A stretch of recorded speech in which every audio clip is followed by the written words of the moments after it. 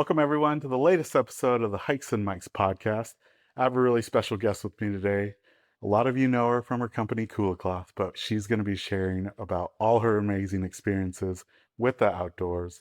Her name is Anastasia. Thank you so much for joining us on the podcast.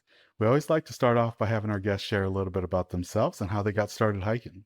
I'm Anastasia, and my first hike, I can't even remember when it was, really young. I always felt called to the outdoors from a very, very young age. I was bullied when I was in middle school and sort of felt lost, like at school. And it was really outside that I kind of felt like I belonged. When I was 13 years old, my parents took me on a trip to all the national parks in the Western United States. I Wow. have to preface that by saying I lived in Pennsylvania at the Mhm. time. So going to Montana and Wyoming was a really big deal. We packed all of our stuff into a minivan and spent a month touring national parks. And it was just this life-changing experience for me and solidified my love of hiking and the outdoors. I became a junior ranger in every single national park that we went to, and I started volunteering for the National Park Service when I was 12 years old. Ah. So it's been a huge part of my life since I was a pretty little kid. And where were you volunteering at which national park? I was a volunteer at a historic site in Mhm. Pennsylvania called Hopewell Furnace National Historic Site. So it is a tiny little park. It is a historic iron furnace. And what I did there was basically serve as a docent, Mm. recreating life in the 1830s, which Whoa. means that, yes, I did wear reproduction clothing, which included a bonnet. And I thought it was very Yeah. cool. Um, and I got to teach people about what life was like at the furnace. And that's also where this dream of being a park ranger was born because Mhm. I got to work with a lot of park rangers, and it was a pretty special experience to have as a kid. I bet. Do you Yeah. have pictures of Oh you? yeah, I Oh, do. Yeah. Me that and a would lot be of awesome. bonnets. Now, you mentioned it, Anastasia, but you have had multiple roles in the outdoor industry, and one of them was being a Washington State park ranger. Yeah. Can you share a little bit about that journey? Yeah. So when I was a kid, I my dream was to be a park ranger. And then I went to college and everybody was pre-med. And I feel like I just kind of got distracted. Like I thought maybe I should be pre-med too. And so I went through college as a pre-med student and graduated from college and just sort of had this little bit of a crisis. Like, is this really what I wanted to do? In my senior year, I had worked at a trauma unit. And that experience of working 12-hour shifts in a hospital really made me question, is this something that I want to do for the rest of my life? When my true love was the outdoors. And I was volunteering at the national park one day, and the superintendent came over. I think he could probably tell that I was a little lost, hadn't quite figured out what I wanted to do after college yet. And he came over and said, "Well, what do you want to do when you graduate college?" And I just remember sitting there and I looked out over this beautiful park and thought about the 12 years I had volunteered at this park. And I told him, this is what I want to do. And he looked at me kind of stupefied and said, "Well, why don't you become a park ranger?" And it was really funny because it was like I had sort of maybe squashed that idea for so long. And then all of a sudden, it was just so obvious. Like, why am I not pursuing that? Like, that's what I have always wanted to do. And that day, I went online and started doing research on park ranger law enforcement academies. At the time, this was pretty close to 9/11, and the National Park Service wasn't hiring a lot of interpretive rangers at that point. All the money and funding was in law enforcement. Mm. And so there are these essentially law enforcement academies around the country that will certify you to basically be a law enforcement park ranger. And I found one in Mount Vernon, Washington. And at the time, I was living with my parents in Maryland, and there is a Mount Vernon in Virginia outside of Washington, D.C. Mhm. It's George Washington's home. And I remember thinking, oh, this is so convenient. It's so close. It's so close to home. And I had no idea. I applied for it and got accepted to a literal academy in Washington State, Wow. thinking, and this is, I also have to preface it by saying that we did not have smartphones back in 2004 where I could have like easily researched Yeah. this. I did figure out my mistake, realize it's in Washington State, dum-dum, not Washington, See, D.C. yeah. And I decided I didn't have anything to lose. It sounded like a cool adventure. And I moved out here and went to the Park Ranger Academy in 2004, 2005, and got a job working with Washington State Parks that fall. Wow. Yeah. And which park were you stationed at? I was one of the rangers at Tawana State Park on the Hood Canal. So out on the Olympic Peninsula, beautiful little park built by the Civilian Conservation Corps. And I got to work there for 7.5 years. It was wonderful. And I'm glad you bring that up because one of the things that we loved about doing a deep dive into your career is you had a very special way of quieting down rowdy campsites. I did. You would go around and play your violin, right? Yeah. How did that kind of come about, and how did that start? Well, I've been a violinist since I was 4. So I've always played violin and never really fit into the traditional box of what I was taught a violinist should be. As you grow up as a classically trained violinist, there's like certain career paths. There is be in an orchestra, be a music teacher, be a virtuoso soloist performing at Carnegie Hall. And I never saw myself as any of those. In fact, I got started playing my violin out at the national park when I was a kid, and I would do all these really simple, kind of Americana folk tunes, Yeah. but people really connected to them. And that was my favorite way to play the violin, was at the national park. And when I worked at Tawana, I remember thinking one night, there just has to be a better way to connect with my campers and like give them a special experience, and then also develop that rapport with them.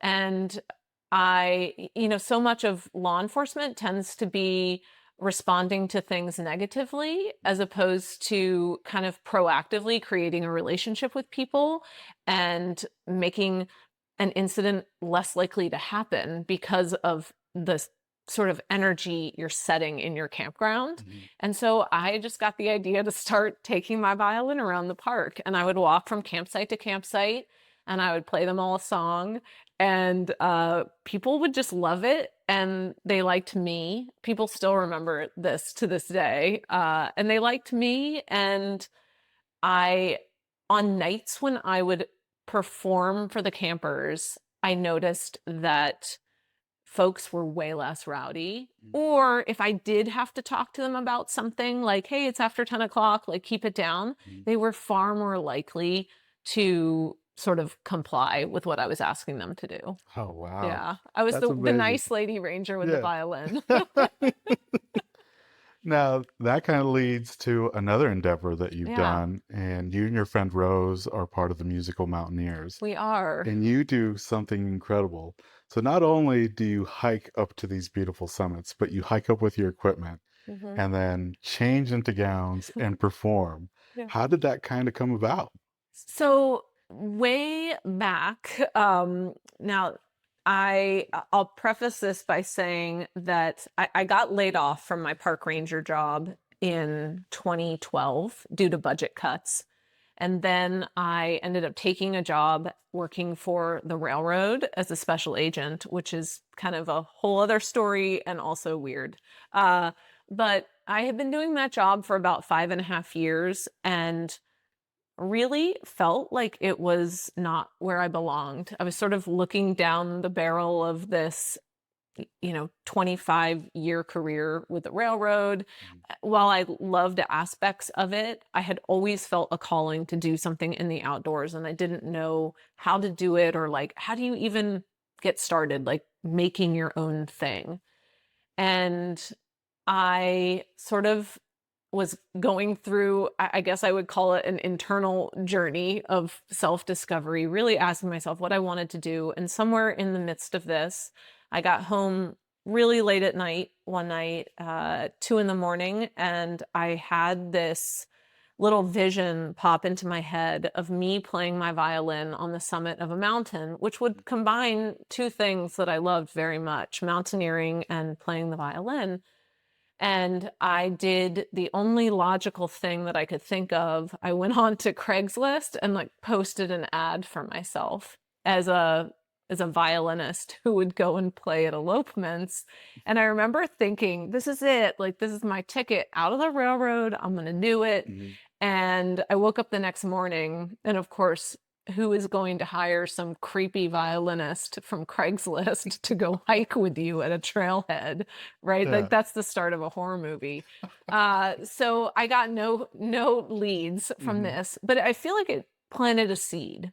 Like, it was out there in the universe that I wanted this to happen.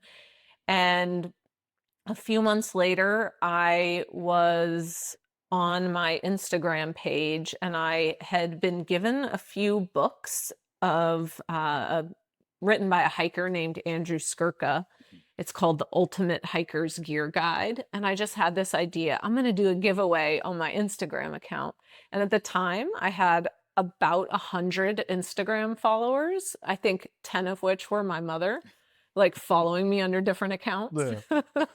So I did this like big giveaway of this book, and one person entered my giveaway. And it was this woman named Rose, who, as it turns out, lives in Bothell, Washington. Mm. And I sent her this book with a little card that just said, "See you on the trails, Rose."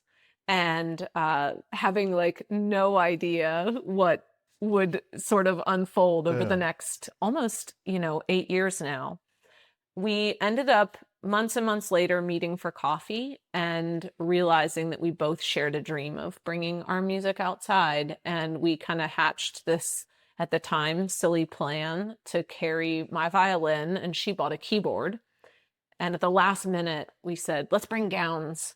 So we just hiked up in the middle of the night to a summit for sunrise, and we played a concert for nobody. And we shared a little video of it, not thinking, like, there was no, let's do this to get followers. I mean, it was nothing like that. It was Yeah. just this beautiful thing we had experienced and wanted to share it with people. And a couple weeks later, we were on the news. Really? Yeah, like a journalist hiked with us, and Mhm. we've since um, filmed with the BBC, even did a feature on the Musical Mountaineers. And we've gotten the coolest part of the Musical Mountaineers for me, is that we have been invited to play at concerts at Benaroya Hall in downtown Seattle. And these concerts have benefited both the Washington's National Park Fund Mhm. as well as the Washington Trails Association.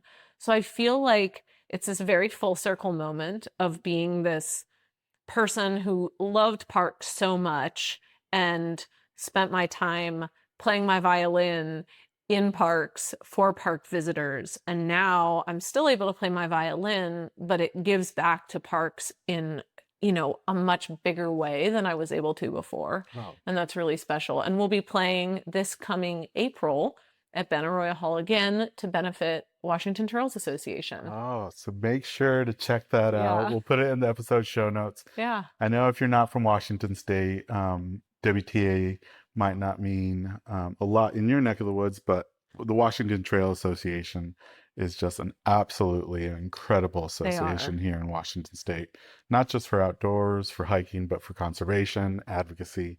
Truly remarkable. So if you can, make it out, because you're going to see an incredible performance. Yeah.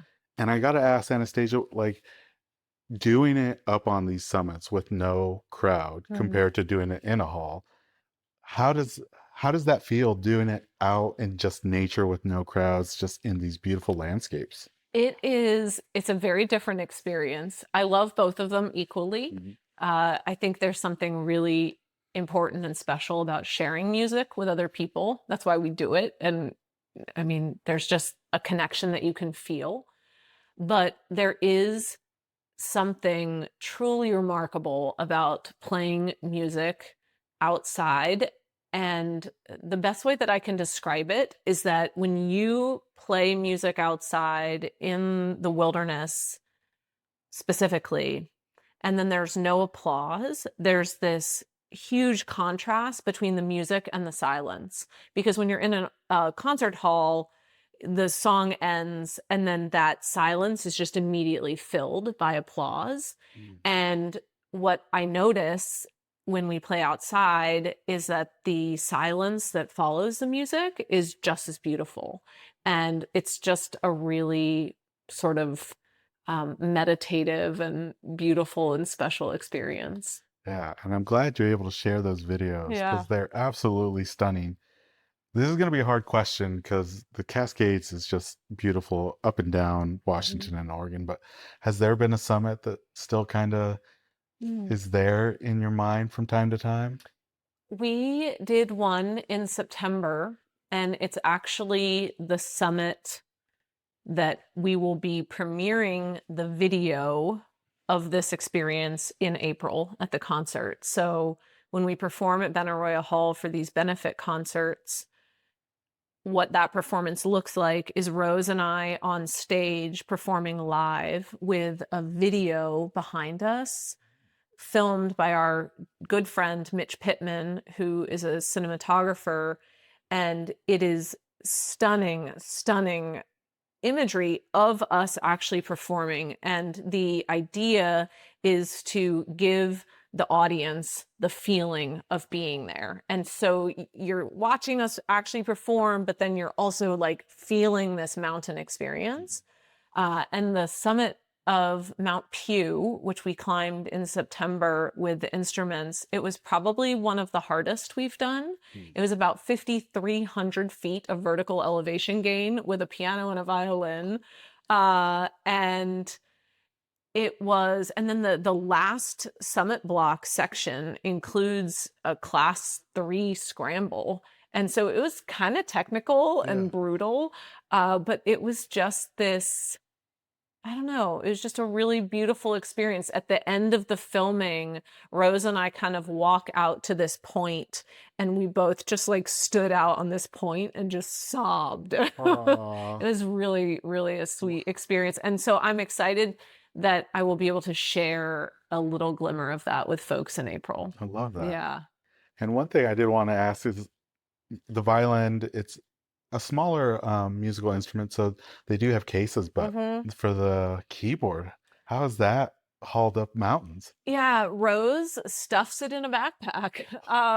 So her backpack ends up being, it looks like 7 feet tall standing above her, but she has a stand that she disassembles. And so usually I'm carrying, we've gotten better over the years to try to balance out the weight because the keyboard and all of its supplies are heavier than the violin. And so usually I'm carrying the legs of the stand or some of the audio recording equipment. So I'll carry a bunch of extra stuff that Rose will give to me.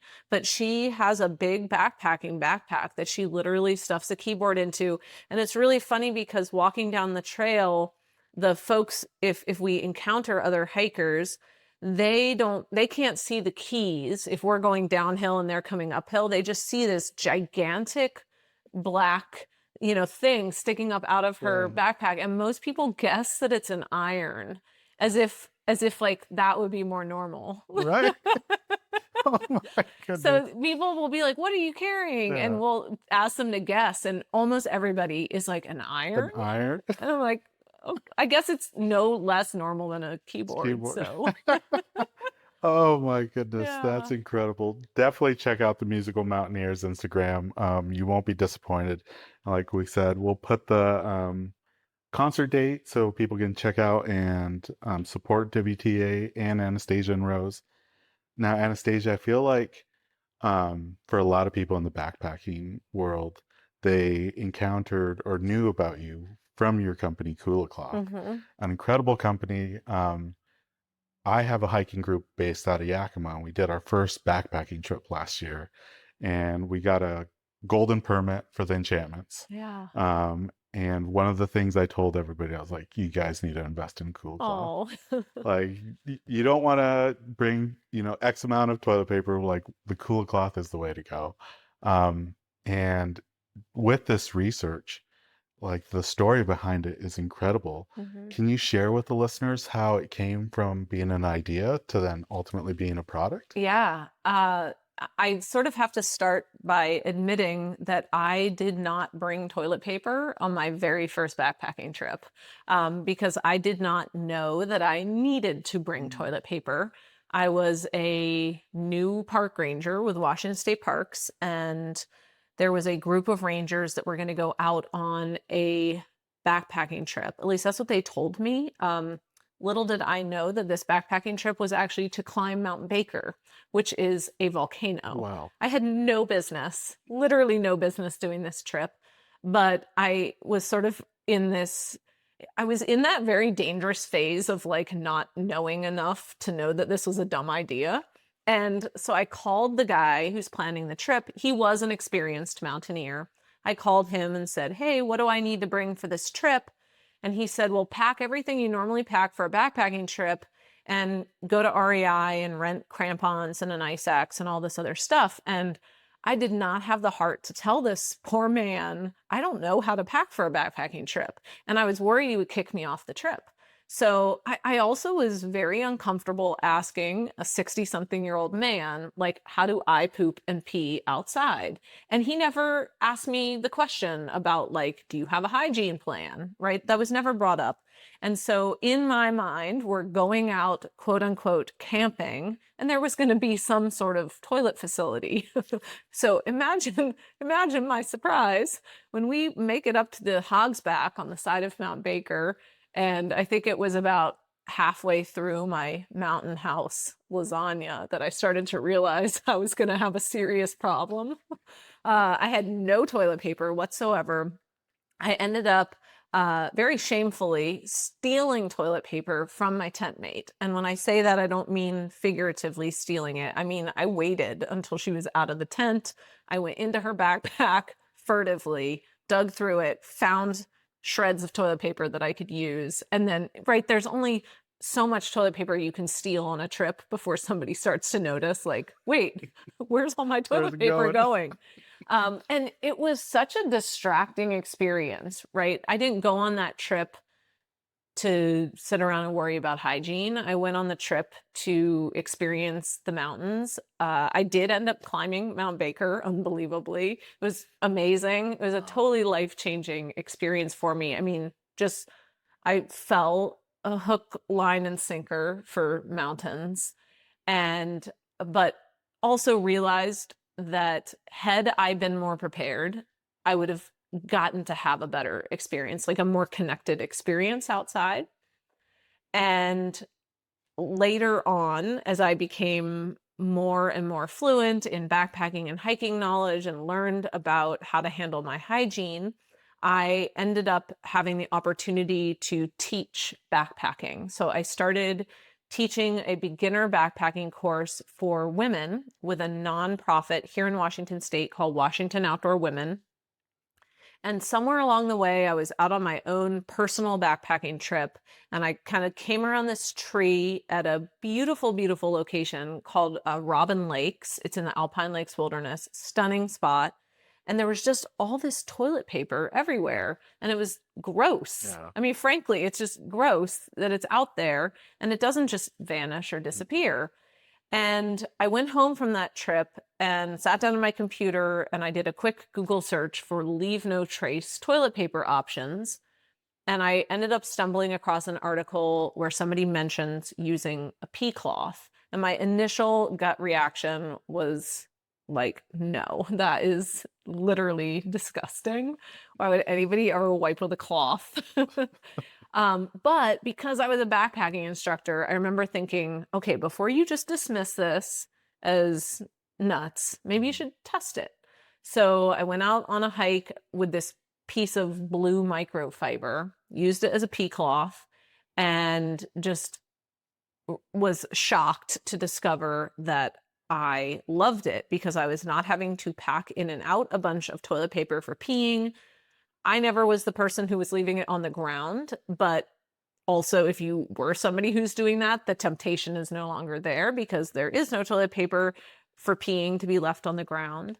And it kept me feeling much cleaner and much more comfortable on the trip. And so I started teaching all my students about this pea cloth. Like, there are people who took backpacking with me more than a decade ago, and if you ask any of them what I was talking about, everybody's like, oh, I just remember you going on and on about the pea cloth. Little did I know, I feel like the universe just has such a funny sense of humor when it comes to going to the bathroom. uh, and it was in 2015 or 2016, my husband and I were on a personal backpacking trip. We were in the Wind River Range, and I was taking a photograph of my pea cloth on my trekking pole as a joke. I was going to send this to a friend. Actually, I was going to make a whole set of greeting cards with it, but that's, I don't know what that says I about like me. that idea though. Yeah. And I had this silly idea, and I'm down, like, getting the perfect shot, rule of thirds, everything with this pea cloth.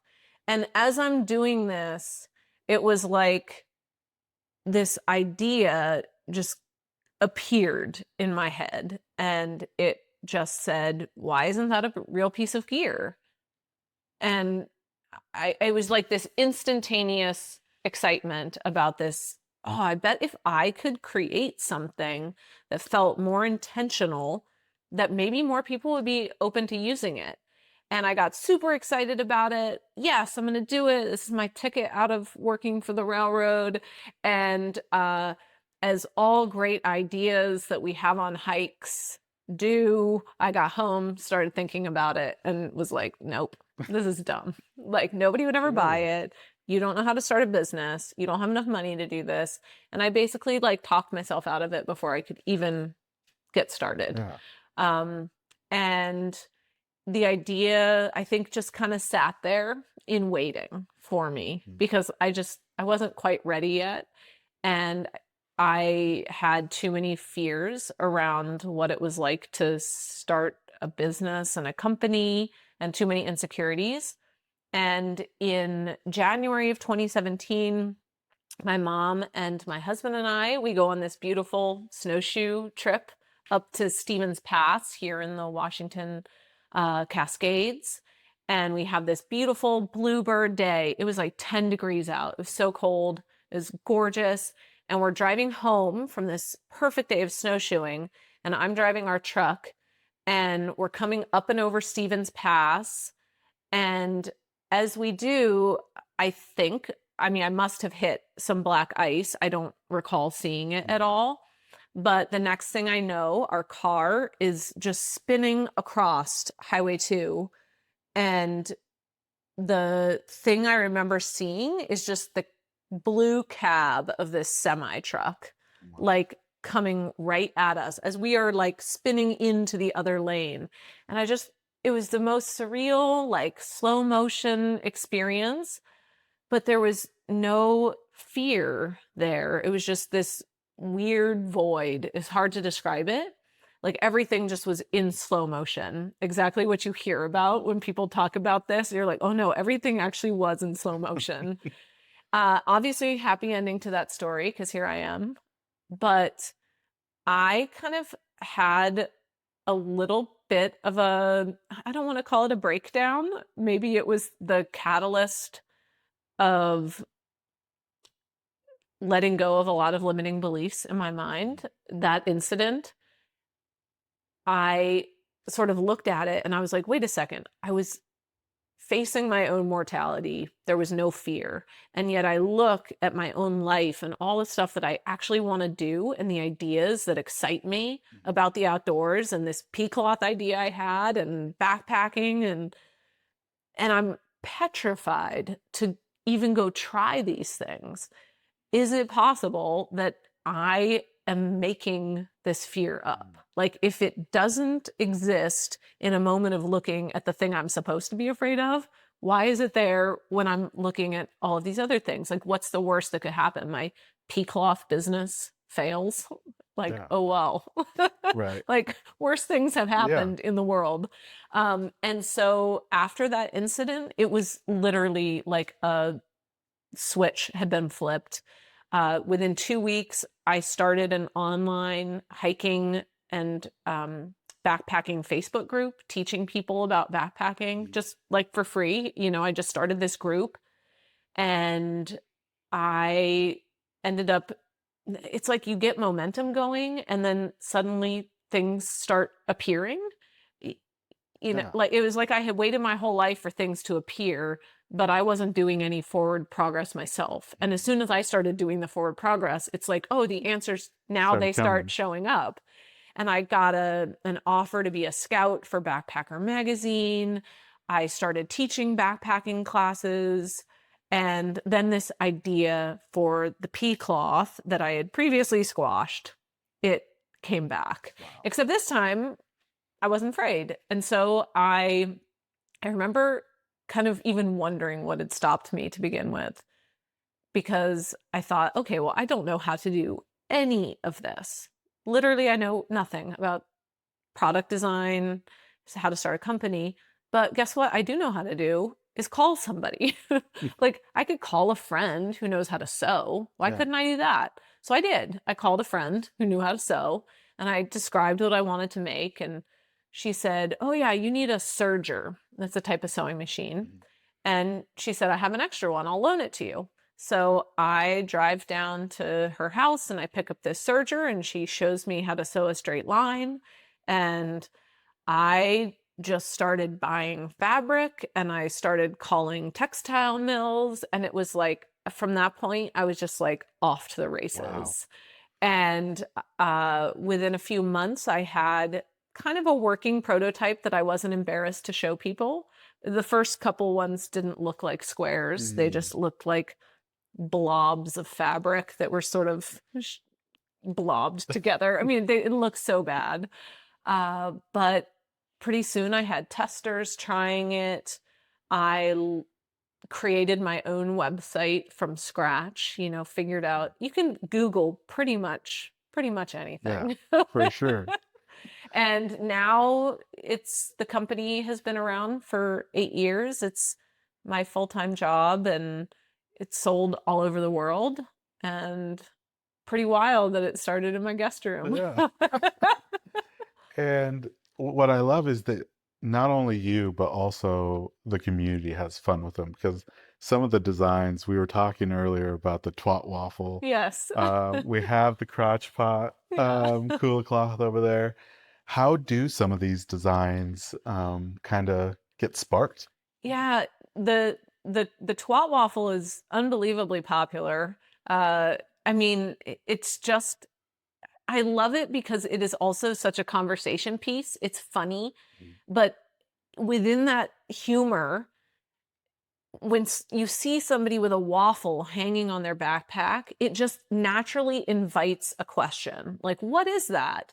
And then very organically, you get this conversation that happens between hikers about leave no trace and hygiene. And so immediately, it puts people at ease. The twat waffle was just a funny idea that I had years ago, and it has just sort of resurfaced throughout the years. We also feature designs that really just try to include, I think, humor and like lightening up of a topic that is sometimes taboo for people. So, I mean, I've made a kula with a bunch of asparagus on it before, and we always come up with something funny Yeah. for April Fool's Day. I think this past year we did the couples Kula, where it was like one side was for one person and one side was for the other. It's like the ultimate in I love that. ultralight. You shared Kula Cloth.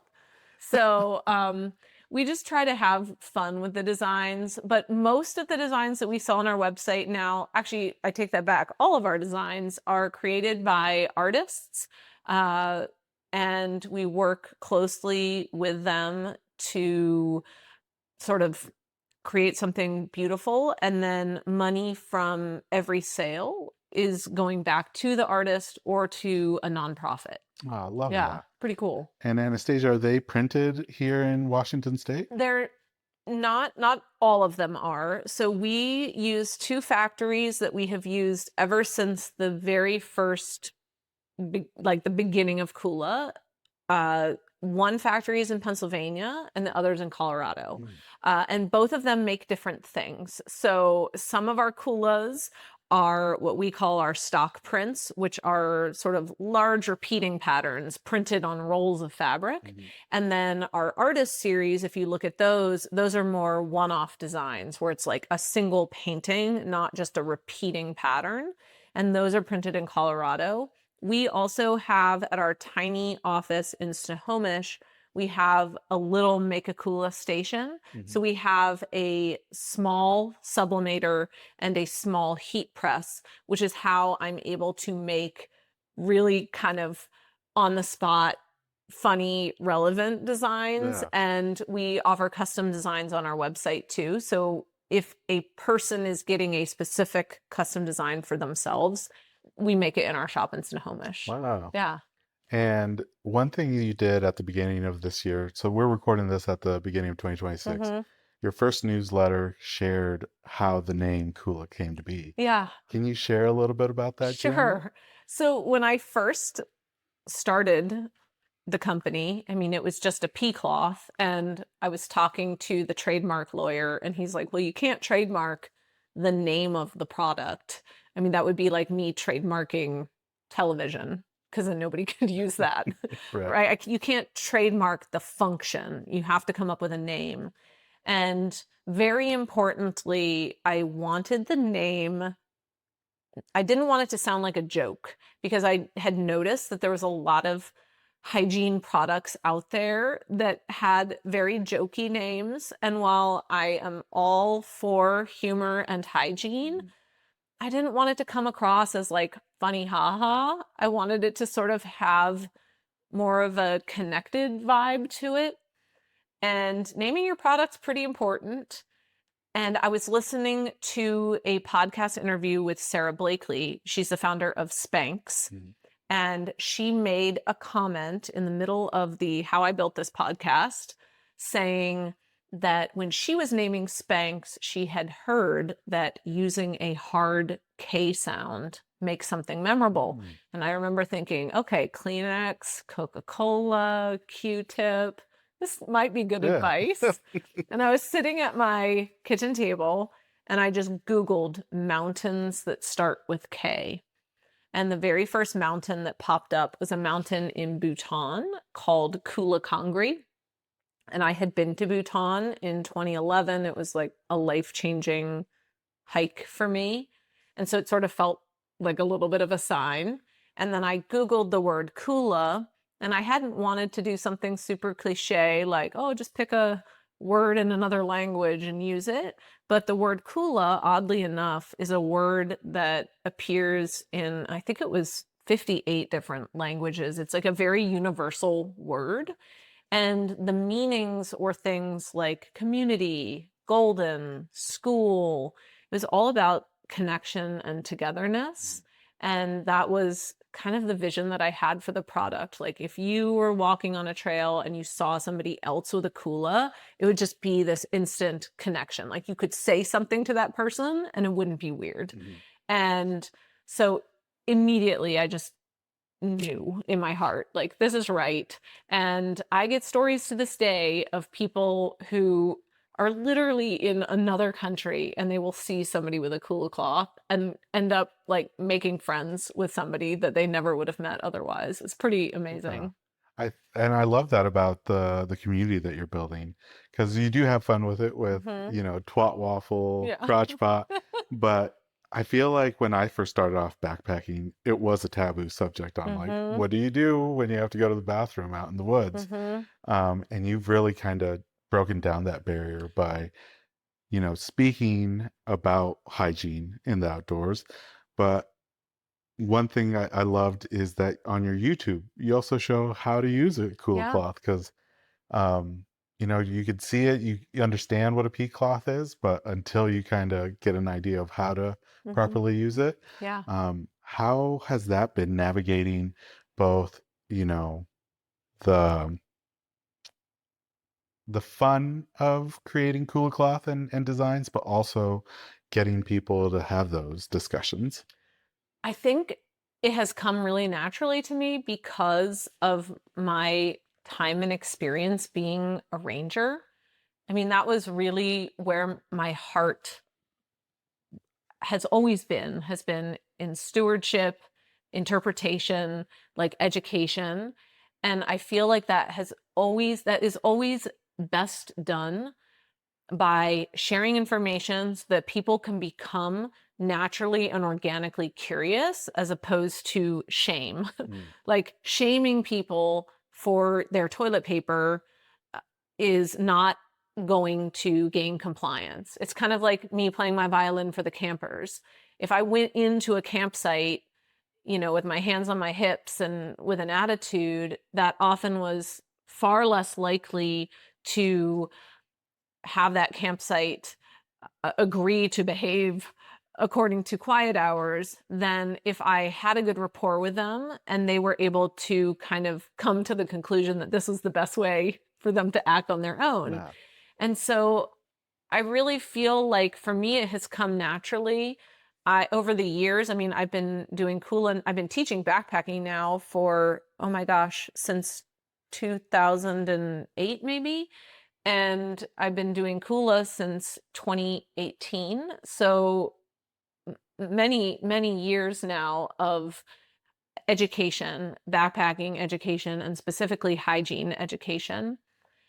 In addition to Kula, the product, we also created during COVID a Kula Academy, which is sort of a virtual school. Mm. And through that program, we've hosted well over 630 events at this point. Wow. A lot of them are virtual educational events.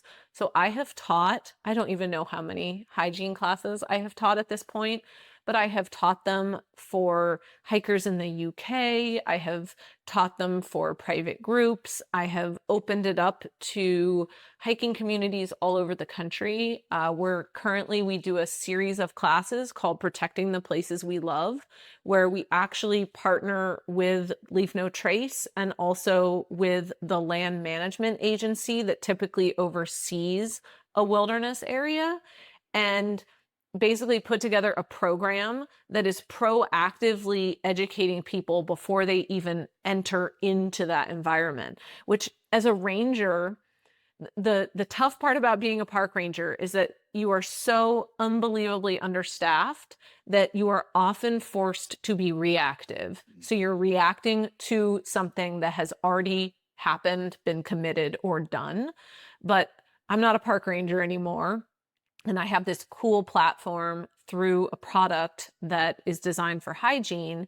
And so we're in a unique situation where we can do something innovative and cool and be proactive.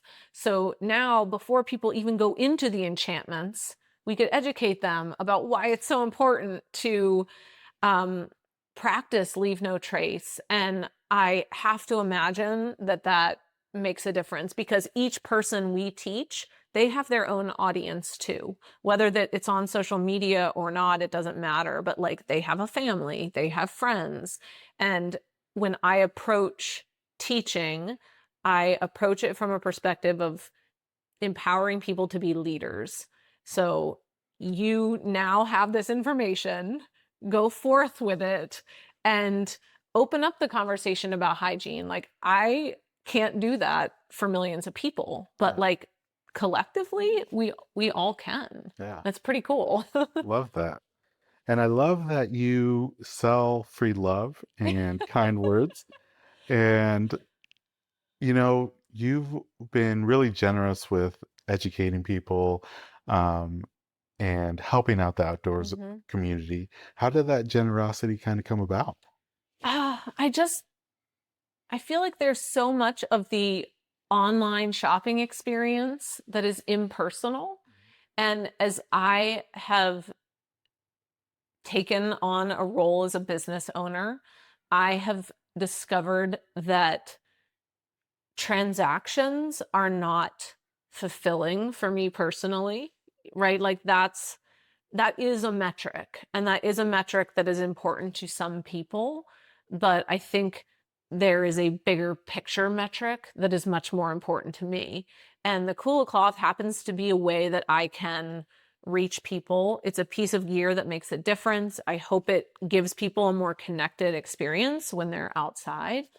But I always am asking myself, what can I do that's different, outside the box, that's going to make this a special, unexpected experience? Like, yes, they came to my website, they want to buy a pea cloth, but can I surprise and delight them by giving them something like more love or more goodness and create a bigger ripple effect? And that's why we started selling love and kind words on our Uh, website. And if anybody wants to test it, you can literally go to the website, buy love and kind words, and you will get a letter in the mail from us. And it is a handwritten letter. We put a stamp on it. Sometimes if I'm feeling extra, I'll even put a wax seal on the back. oh, So wow. yeah, I go all out. And, doing the research for this, we came across something else that you're passionate about, Mhm. and that's your pizza parlor. Yes. Can you share how that kind of came about? Yeah, so the pizza website, this was just a totally different thing. Um, so as I have sort of again gone on, maybe I'll call it my spiritual pea cloth journey here. it I lived a lot of my life not being very present and just being in my mind, creating struggle and different sort of imaginary scenarios, and just sort of constantly keeping myself in this place of fear. And part of creating Kula was kind of breaking out of that mentality and those limiting beliefs. And very early on in this process for me, I read a book called The Power of Now, which is by Eckhart Eckhart Tolle. Tolle? Yep. Amazing book. I've read it about 15 times, I think, at this point.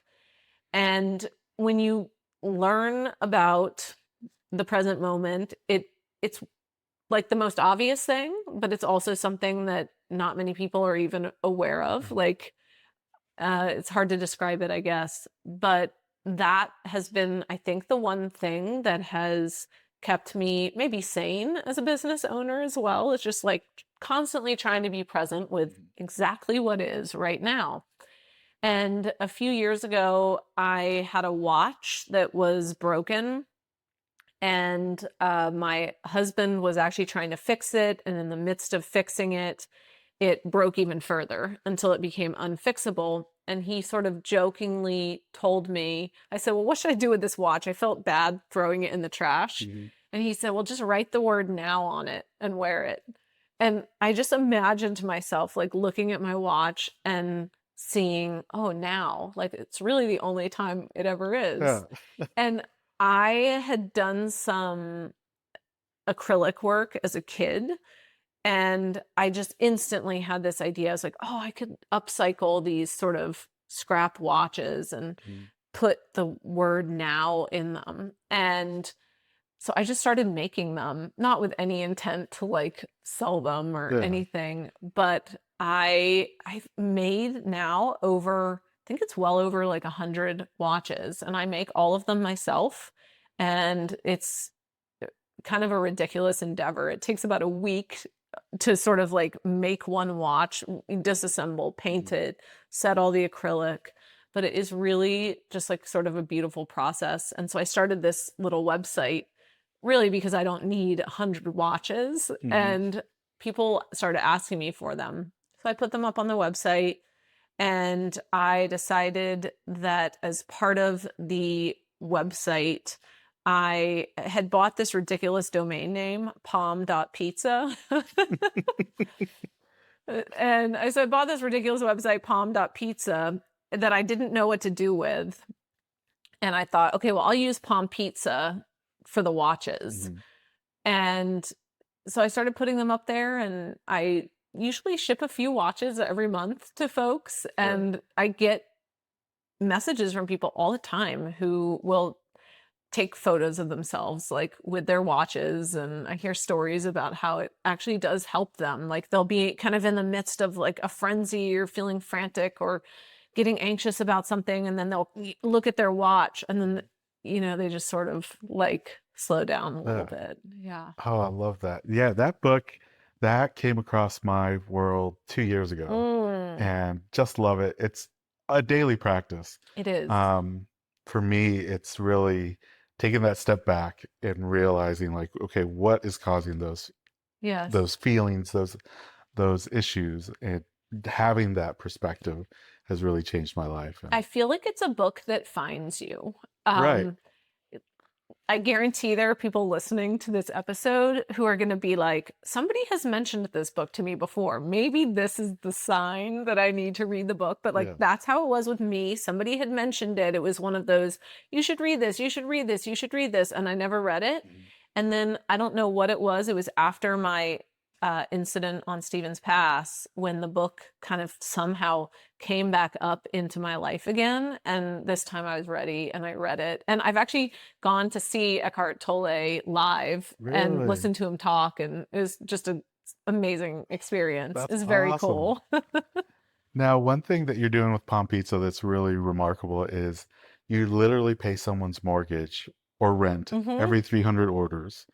How did that portion of POM.Pizza kind of come about? So I had started this website, the POM, the acronym POM. I had started this, bought this domain name as a joke, actually, because I told my husband that I was going to pay off our mortgage, and I don't even know why. I had had the idea to buy POM.com.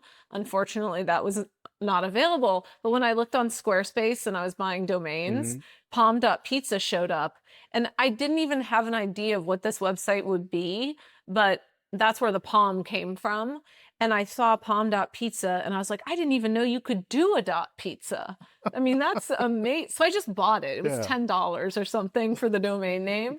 And because of the origin of the acronym POM, I thought, well, wouldn't that be kind of cool to figure out like what an average month, like an average mortgage payment or a rent payment would be, and then every certain number of orders I get, and granted, I have not gotten many orders on POM.Pizza. It's very, very tiny. It's literally me making watches and designing some t-shirts.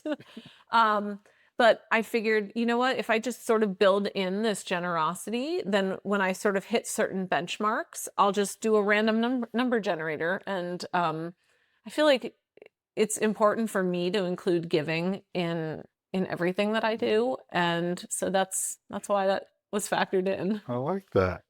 Now, one thing that you've been doing and you've been sharing the journey on your social media is your dance experiment. Yeah. How did that come about, and where are you at right now on your journey? So today, I believe, is day 1,829 or 30.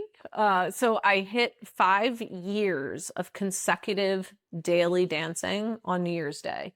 I started dancing on January 1st of 2021. It was not a New Year's resolution. I just wanted to try it to see what would happen. I think I was just in this kind of phase of needing something new.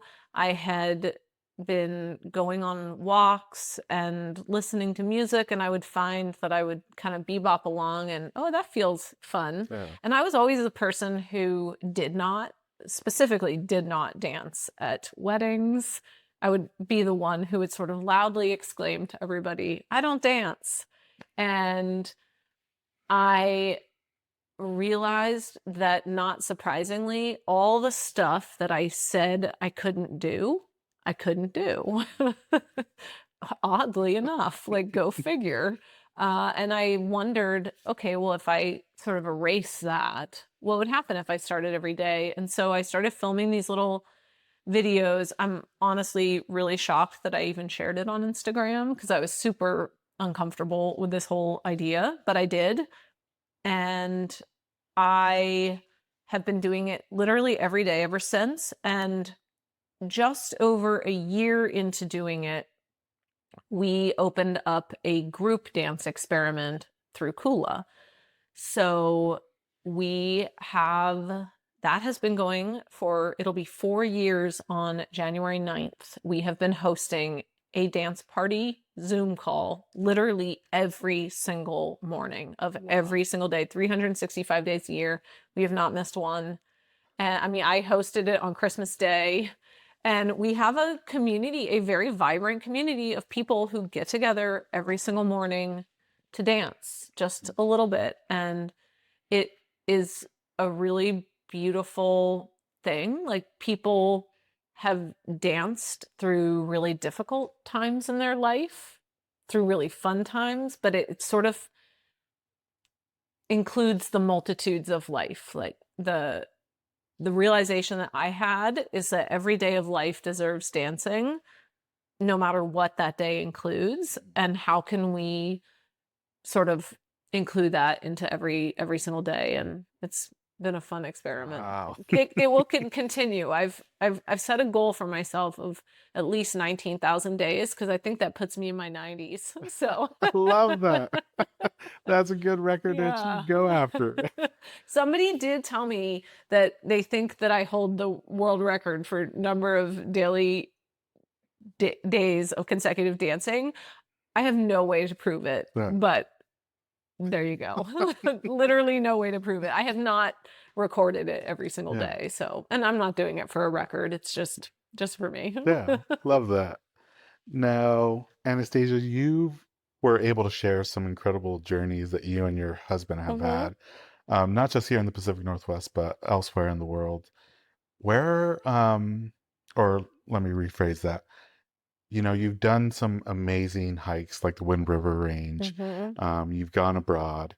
How have those moments both challenged you, but also helped you grow in your backpacking journey? Mm. I think just seeing different places and experiencing different environments, it tests your resolve. It shows you where there are areas for improvement. I mean, backpacking through canyonlands is an entirely different experience than backpacking in the North Cascades, because in the North Cascades, you never have to worry about water, Hmm. but in canyonlands, you do. And so you quickly learn that there are ways that you can improve what you're carrying, lighten your load, look for ways to make it more comfortable. But I mean, I've had the opportunity to backpack and hike all over the world. I've gone across the Patagonian ice cap, and I've trekked in Bhutan. And I think physically it is always a challenge. And I don't know, I guess always come back feeling like I've learned something new, not just about the gear itself, but about myself. And I think that's important too, that the more connected, and we were talking about being present, but like, the more connected and present you are on a trip, the more you will receive from that experience. And there was a time in my life when I was not very connected and present on backpacking trips. It was almost like they were a form of escapism for me. Just sort of, if I didn't have a trip planned, I would sort of be panicked and not know what to do. And I look back on those moments and realize that in the actual moment of the backpacking trip itself, I was not even enjoying myself. I was already worried about what my next trip was going to be. And so I think ultimately backpacking has pushed me towards being more present with where I am, whether that's out on a trail or just walking in my neighborhood, looking for the ordinary magic that's sort of around me all the time. I love that. Yeah. And you were able to share about an incredible journey that you and your husband did in the Himalayas. Hmm. You're also a motorcycle enthusiast. And I think it was an 800-mile trip. We You did. reached like 17,000 feet plus of elevation. Hmm. What stands out for that moment? Because I know that must have been a spectacular trip, but has there been any moments that kind of you still catch yourself thinking about?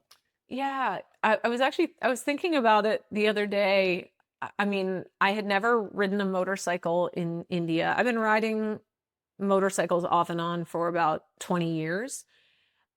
I genuinely believe that we did more 180-degree switchbacks on day one than I ever have in my entire life. Like the roads there were so challenging and they just forced you to be so hyper focused. I feel like here in the US, cruising around, you can sort of zone out and it's this more relaxing Mhm. experience. In India, it is just a literal free for all everywhere you go. But there were just these magical moments of coming down from these high mountain passes where there's sort of yaks roaming around the hills and you just can't even believe that you're there. Yeah. Aaron and I had talked about going to the Himalayas for a while, and we did this trip for our 10th anniversary. And it, I don't know, it felt very, very fitting. It was adventurous and kind of nuts and maybe ill-advised to ride a motorcycle through some of these nutty roads in India, but it was really fun and I'm so glad we did it. On one of the last days, we were at this lake called Somariri, and the lake sits at about 15,500 feet. And one of the coolest, like most wild things about our trip is that somehow, so we were with a guide and a group. Well, we were supposed to be with a group, but the other people in the group bailed. And so Aaron and I, through the unbelievable fortune of like the universe that I cannot describe, we literally got a private tour with a guide, a mechanic, and a driver through India. It was incredible. And so the five of us by the end of this trip had become really good friends. Mhm. We had spent almost 14 days together riding 800 miles. And the last day, we made it to this lake up at 15,000 feet, and we didn't want to check into the hotel right away. And we all just sat out by this beautiful lake. And I was dancing out there. We were filming little videos. One of the driver had managed to procure a ukulele from somebody in Ladakh, Mhm. and Aaron was playing the ukulele, and it was just this kind of like pinch me moment in India. It was really lovely. Wow, Yeah. that's incredible. Hmm. Um, Anastasia, you've been dropping some amazing gems throughout this podcast episode, and I want to kind of go back to your backpacking confidence building that you give back to the community. Hmm. Out of all the years that you've been doing it, have you noticed that there's been some common confidence gaps in people? And if so, how would you recommend folks cross those? Yeah. Getting started is just overwhelming, and there is so much information out there that what I've noticed a lot is that folks kind of get this analysis paralysis where they don't know exactly what to do or how to plan it. And as they are attempting to ascertain the sort of vastness of everything that goes into backpacking, they get overwhelmed and don't end up taking those initial steps to even getting started. And when I teach backpackers, which I've been doing for a long time, there's some important things that I always share with people. Number one, I always approach backpacking from the perspective of preparing for everything to go right. There's a lot of backpack training that is very much fear mongering, all the stuff that's going to go wrong. And so you have these people, you're setting them up mentally for like worst case scenario. Mm. And I have always taken the opposite approach of like, let's look at this and really plan and prepare for things to go right. And when you actually break backpacking down to its core, like, and you look at it, it's pretty simple. It's walking, it is eating, it's pooping and peeing, it's drinking water, and it's sleeping and breathing. And so, like, we all know how to do those things on some level. There's differing ability levels fitness wise, and there's factors that need to be considered when you're planning a trip.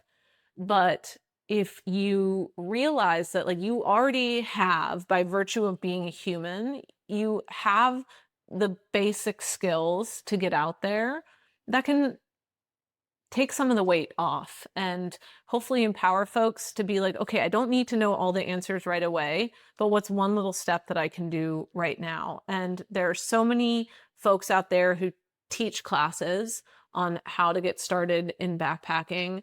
And I think it really just starts with like taking the first step and not being self-aware enough to recognize when you are preventing yourself from like actually heading out there. I think gear is also sometimes a deterrent for folks. It's expensive, it's overwhelming to get started. Because of my opportunity that I had testing gear with Backpacker Magazine, I have accumulated a literal mass of gear. And so whenever I teach classes that are here locally in the Pacific Northwest, I always put out the offer to folks that if they want to borrow gear, all they have to do is reach out to me, and I have plenty to loan.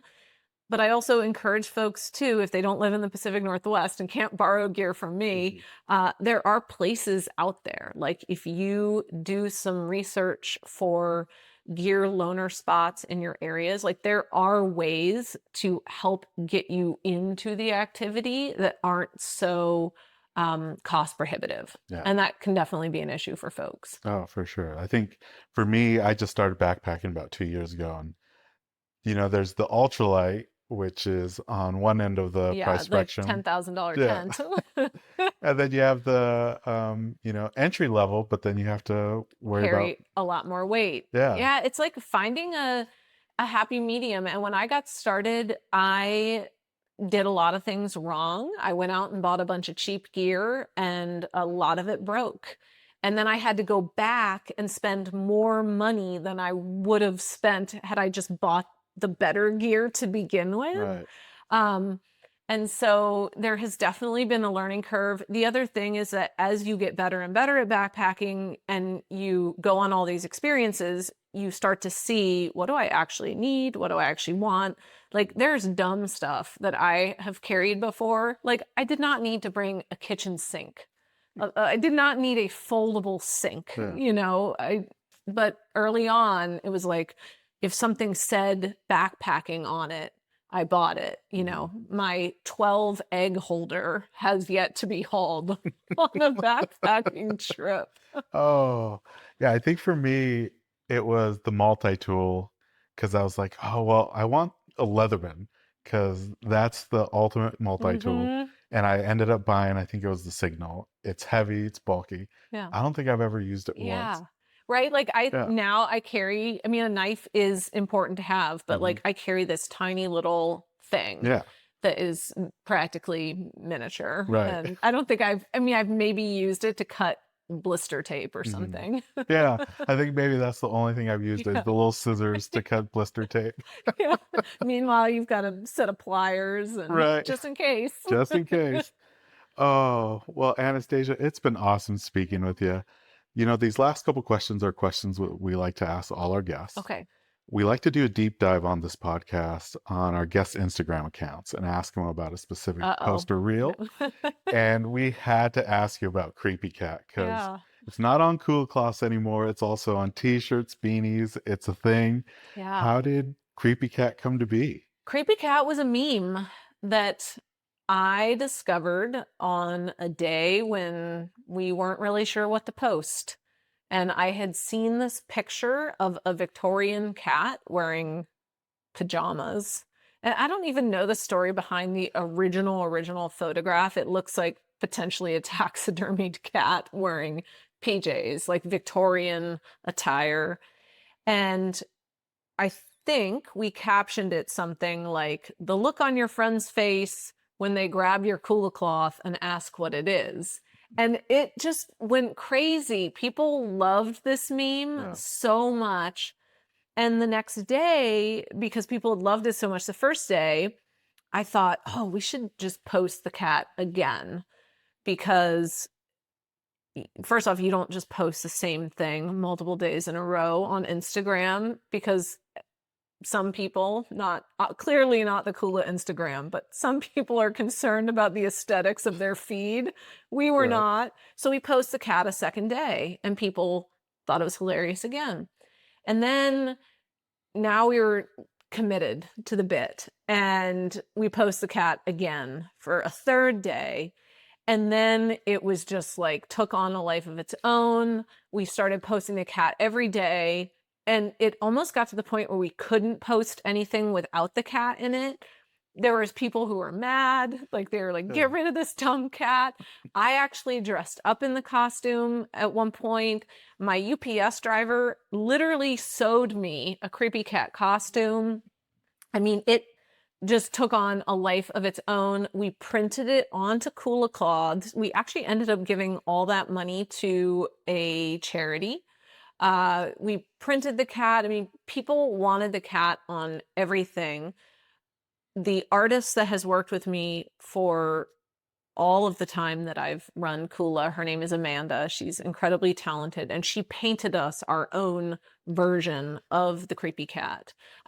The original creepy cat was like some old photo I had found online, but we needed our own creepy cat if this was going to continue. And so, yeah, and I love the creepy cat because I feel like in some way it can represent all of us. It's not specifically female or male. It is this cat in pajamas. And so, like, everybody can identify with the cat in pajamas, at least in some way. Even if they hate it, they're like, well, I at least feel something about it. And it also, for me at least, has been a really great reminder of the power of following the ideas that are kind of silly and just come out of the blue. Like that cat, to this day, we get serious mileage out of that cat. I mean, the cat appears in all of our stickers. People still ask us about that cat. I mean, I have sold pants, kulas, shirts, everything. People love the cat. And I mean, I just think if I had talked myself out of doing that, I would have missed out on this silly, beautiful, iconic. It is an iconic cat. Yeah. Oh my goodness. Shout out creepy cat. Yeah. Now, this next one, Anastasia, is about regular hiking routines or maybe backpacking routines. For a lot of us, it's just packing a simple favorite snack or meal. For others, it's a celebratory meal afterwards. For others, it's just a moment of zen. Is there a regular summit or end of the hike routine that you like to do? I make a gigantic cookie that I usually bring on backpacking trips. And this is a cookie that does not abide by any ultralight practices whatsoever. I mean, these are at points have been like 9-ounce cookies. I'm a self-proclaimed chocolate chip cookie addict, and I've been working for years on perfecting the recipe. It's literally on the Kula Cloth website because I'm that passionate about this cookie. And so I will usually pre-hike bake these cookies, wrap them in foil, and then carry them in my food bag. And on the if it's a 2-night trip, I'll probably bring 2 of them so that I can have one each night. But I don't know, just having something that's not dehydrated, even if it is a cookie, it feels special. I love that. I also dance on my backpacking trips. Okay. So yeah, End of the day at a summit or just any I time of will day? dance at summits, sunrises, sunsets. Usually just have to find some beautiful flat spot and I Yeah. pack my little earbuds so that I don't You get disturb music? anybody else and I've got my music and I'll just kind of find a spot and dance and dancing out in nature is even better than it's just total freedom. Yeah. It's just cool experience. I love both those Yeah. routines. Definitely have to borrow the cookie because I've been trying to up my summit snack, whether it's Oh yeah. cookie, cake has been a big thing lately, Yeah. instead of just, trail mix or something dehydrated. Yeah, you got to go with the cookie. Yeah. Now, Anastasia, you've been able to test out loads of gear. hmm This next question is about luxury items. Is Mm. there a regular luxury item that you like to pack on your trips? Yes. I can think of two. I will oftentimes bring a pair of Crocs to wear at camp, which I know ultralight hikers would be like, no, don't bring it, or, oh, I'll just tape a piece of foam to the bottom of my foot or something like that. I like the Crocs. I like Mhm. having something comfortable to change into. And then I also discovered a product a few years ago. Well, maybe it kind of discovered me. It is a product called the Pillow Strap, and it is a specific a pillow holder. One of my like big pain points when backpacking is that my pillow is constantly sliding off of my pad, and I don't like to put the pillow in my sleeping bag because I like to basically be as sort of cocooned in there as possible. Mhm. And I invariably wake up in the middle of the night and my pillow is sort of taken a nosedive off the edge. And many years ago, in the very early days of Kula, I had two customers of mine, a guy named Brian and his partner Rita, and they had ordered a Kula Cloth from me, and the snap had failed on it. We had like a bad batch of snaps in the very early days, and I had gone back and forth with them over email. Their replacement got lost in the mail, so like it was obviously meant that we were supposed to interact in some way. I eventually ended up getting them the Kula, and then I gave them a bonus Kula, Mhm. and we sort of became email friends. Fast forward a few years, and Brian writes to me, and he tells me that he and Rita during COVID had this idea for a product called Pillow Strap, and they started this company. And it is literally a little sleeve you put your camping pillow in, and then you sort of snap it to your pad. And it was one of those products where the first time I heard about it, I was like, well, that's a slick idea, but I don't know if it's going to make that big of a difference. Oh my gosh. Until I used it and my pillow stayed in place and I actually slept all night. And sleep is a thing in the backcountry that weighs nothing and makes a huge Mhm. difference. I am not the person who would be sleeping on a tiny foam pad. Like I need an actual sleeping pad. Yeah. So the pillow strap is, I don't even know if I would call it a luxury item. I feel like ultralight backpackers might. But I like it so much that we actually created a creepy cat print. And Really? we're releasing a custom creepy cat pillow strap. So I if you love want to that. sleep with creepy cat under your head and like a little pica nestled on a moon, a crescent moon. It's Ooh. beautiful art. I think those will be coming sometime in the spring. So Oh, can't yeah, wait. yeah, Because I joined the pillow strap community this last summer. yeah. Because I had the same issue where I tried different pillows, even the ones that had the grip that's supposed to keep Mm-hmm. them in place. They just slide out. Yeah. And then there'd be points where it's like 3 o'clock in the morning. I'm like, I'm just going to use my down jacket as my Yes. pillow. Well, and I feel like the sleep systems in backpacking have kind of done this slingshot effect where for years everybody was going super ultralight. And I mean, I even have one of those pads where you lay on it and you just move like the slightest amount and it's like, Yeah.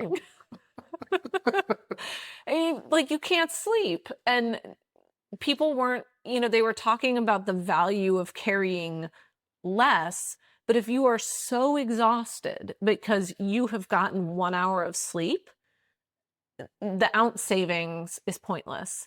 And so I feel like we've kind of now bounced back a little bit to a more normal sort of sleeping pad arrangement where sleeping pads are getting quieter, maybe the technology is getting better, and people are putting more of a value on like, oh, actually getting sleep when I'm in the backcountry does serve a purpose. For sure.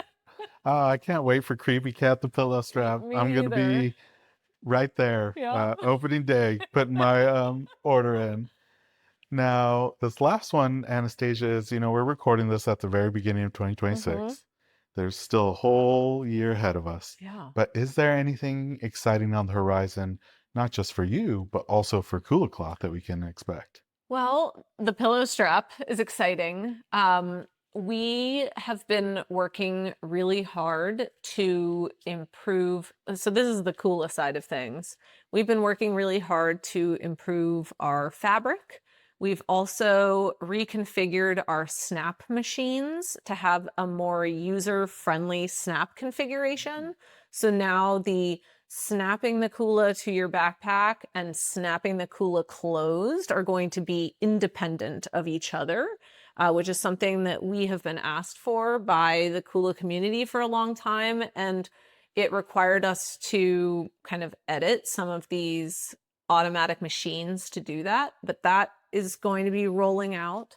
So that is exciting. We are going to be expanding into some cool retailers up in Canada, which is pretty exciting for me. I had to have our packaging translated into French, which is another thing that I didn't know how to do that I figured out. Google again. Right? So all of those things are exciting. I look forward to just working with new artists and seeing what happens. I've designed a pair of shorts that I want to actually get into production. And yeah, I feel like I'm a very go with the flow person, and I love kind of watching the evolution of where we're going to end up. So all of that stuff is fun and exciting for me to think about. Personally, I know that last year was a ton of travel for Aaron and I. And I'll preface that by saying that when you run a business that sells an actual physical product, it does sort of tie you to a location because I have a warehouse and I have employees and this responsibility to sort of show up and help out. And so it's funny, you start an outdoor gear company and you think, oh, wow, I'll be able to spend all this time outside. And I spend less time outside.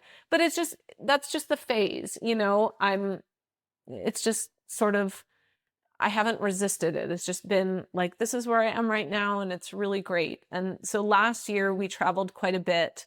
And so this year we don't have any plans to go away for like long periods of time, like India, but I know we're looking forward to doing little motorcycle adventures. That has been easier for us than backpacking because the packing for backpacking is quite involved, and motorcycling, it's a little bit easier, just throw some stuff into a little bag, attach it to the back of the motorcycle, and then go to an Airbnb.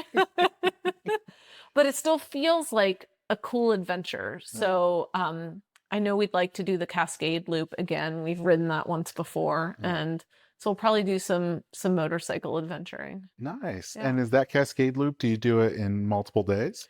Yeah, so we did that in 4 days before. So we rode to Winthrop. We spent a day just kind of doing a loop from within Winthrop, and then we went to Leavenworth, Washington, and then back over to our house. It was a beautiful, beautiful ride. I can imagine. Yeah.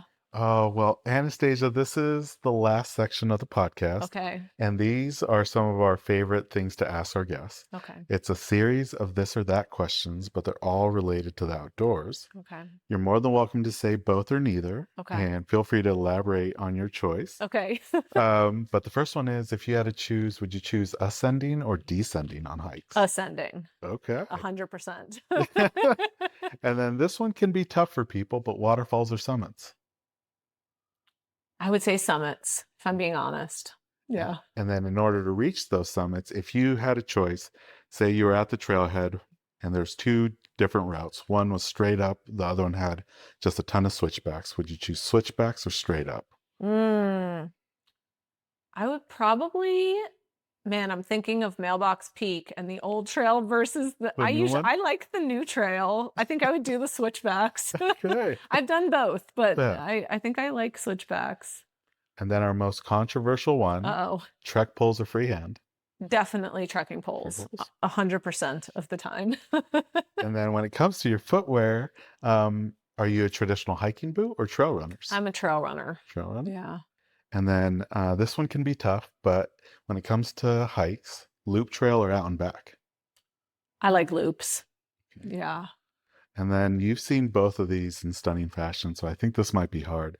But sunset hikes or sunrise hikes? Oh, man. I've done both. I actually, sunrise. I had to Sunrise? pick. Yeah. Okay. And then Washington is known for having both of these in stunning fashion, but spring wallflowers or fall colors? Fall colors. Ooh, okay. Yeah. And then these are new for season 13. Okay. When it comes to your water carrying system, are you a water bottle or water bladder? I am a water bladder person.